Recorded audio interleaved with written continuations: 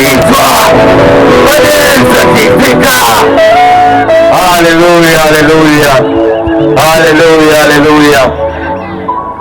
Nina mtukuza Mungu kwa ajili ya neema yake. Niliyeko hapa mbele yako ni Patrick Jaffet, ni mratibu wa huduma hii ya GKB, na sisi tumetokea Chuo Kikuu Mzumbe.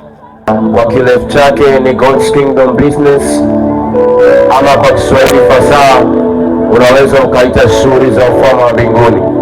Na sisi ndio tunaongozwa na ule mstari wa utume kutoka kitabu cha Mathayo sura ya 20 mstari wa 19 na ule wa 20. Bwana Yesu asifiwe.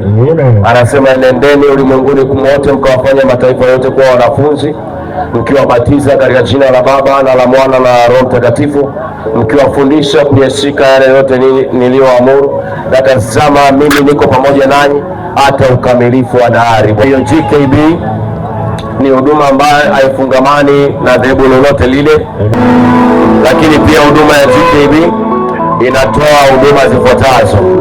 Huduma ya kwanza ambayo tunafanya huduma ya nyumba kwa nyumba.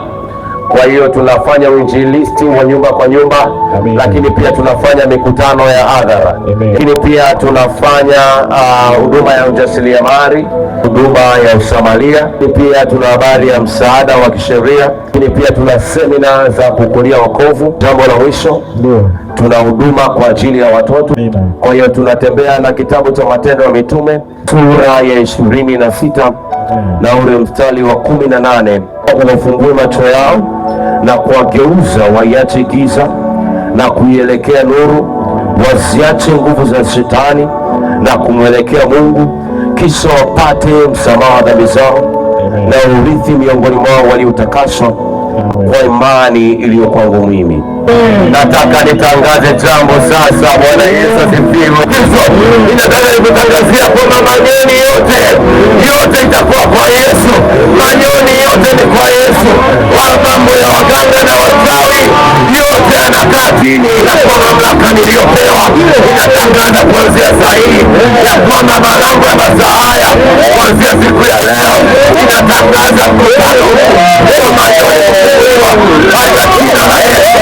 Ishara na miujiza zinaambatana na manyoni. Kuanzia saa hii manyoni, wewe umependelewa na Yesu. Haleluya, haleluya.